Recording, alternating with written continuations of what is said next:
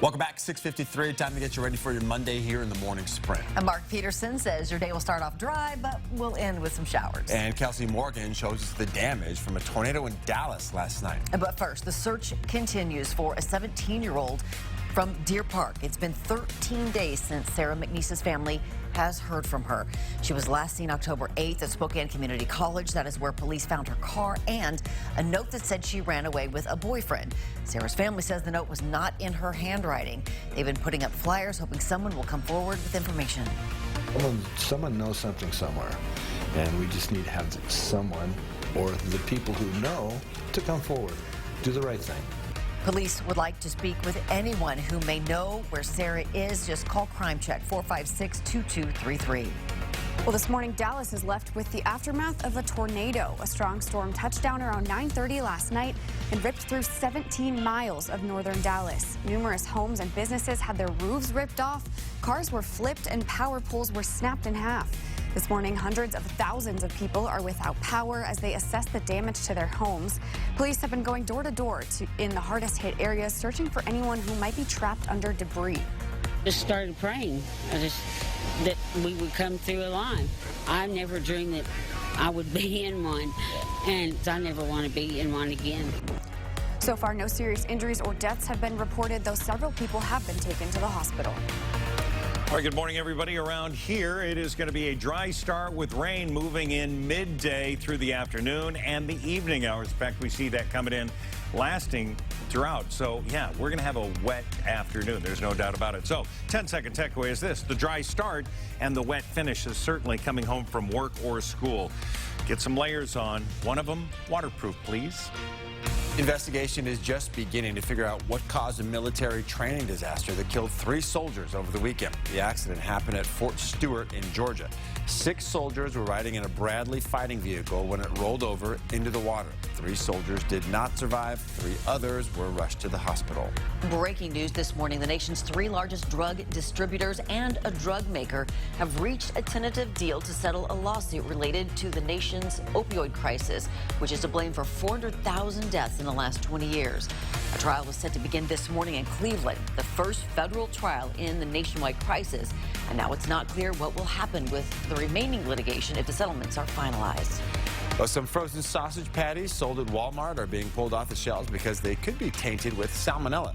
The company that makes these great value pork and turkey sausage patties is recalling more than 6,000 pounds of the product because they were accidentally shipped out after a small batch tested for salmonella. There have not been any reports of anyone getting sick, but if you have these in your freezer, you should throw them out or return them to the store.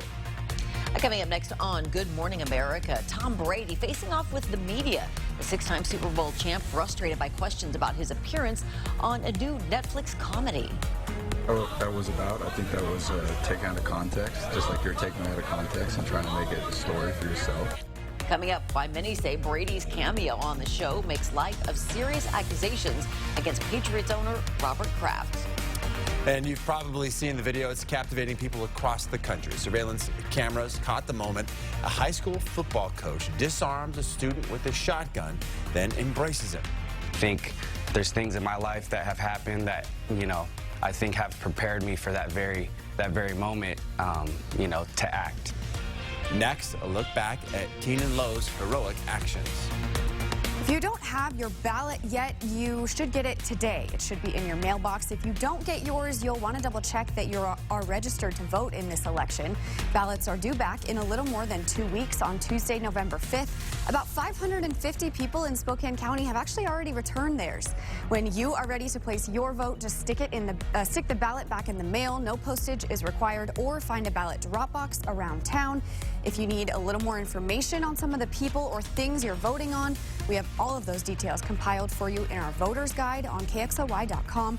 Look for it under the local elections tab. An old South Hill bookstore is turning into a grocery store. The city permits show the organic grocery chain Natural Grocers plans to take over the building which used to be Hastings Bookstore on 29th Avenue and Southeast Boulevard. Hastings closed in 2016. Natural Grocers already has 2 stores in the area, one on North Division and one in Coeur d'Alene.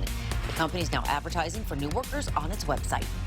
And thousands of animals at Scraps need your help. The Regional Animal Protection Agency is running out of food to feed the abandoned and abused animals it cares for. Scraps has more than 1,300 of them right now. On Friday, they had just 60 bags of food left. If you can help, it is taking donations at the shelter on Trent, or you can order pet food on Amazon and have it shipped to Scraps. We have more information about how to do that on KXLY.com. If you're looking to get in the spooky spirit, there are lots of Halloween events going on around town over the next few weeks. We've compiled some of them in this article on KXLY.com. Find the details on everything from a Halloween hike on Indishman Hills to the Broomstick Bash Halloween party at Moby's Children's Museum in River Park Square.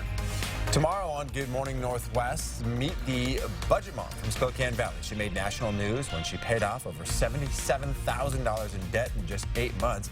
Now she's back home to share her strategy for living debt-free just in time for the expensive holiday season. A sneak peek of her local event tomorrow morning, only on 4 News Now. All right, we got rain moving in midday. That's going to take us through the afternoon. Evening hours tomorrow, it's going to be windy and warmer at 60, then drying out for Wednesday and Thursday, guys. All right, Mark, thanks so much. And thank you for watching Good Morning Northwest.